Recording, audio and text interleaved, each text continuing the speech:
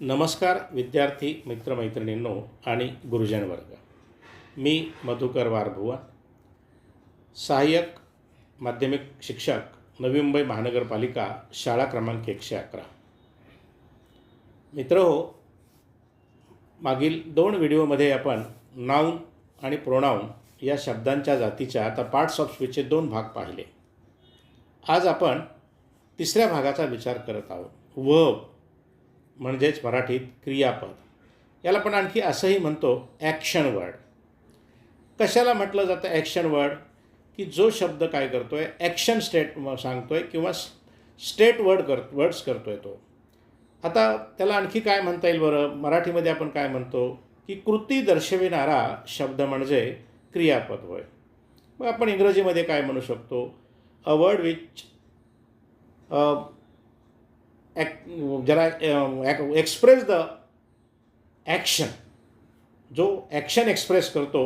आता एक्झाम्पल कोणती? Right, read, ही सगळे कृती आहेत आणि अशा प्रकारच्या ॲक्शन एक्सप्रेस करणाऱ्या शब्दाला वर्ब किंवा क्रियापद असं म्हटलं जातं.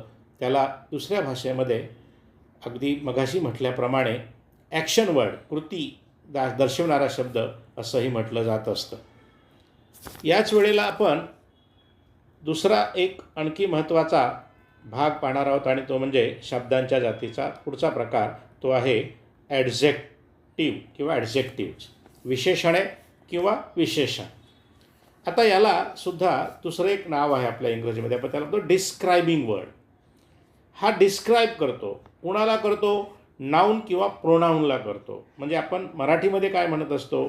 नामाबद्दल किंवा सर्वनामाबद्दल विशेष माहिती सांगणाऱ्या शब्दाला विशेषण असं म्हणतात. मग इथे आपण तसंच म्हणतो a word which describes a noun or pronoun. जो नाऊन आणि प्रोनाऊन याच्याबद्दल अधिकची माहिती सांगतो, डिस्क्राईब करतो, वर्णन व्यक्त करतो. उदाहरणार्थ बॉल आहे, बिग बॉल. स्मॉल शब्द कोणासाठी वापरतो?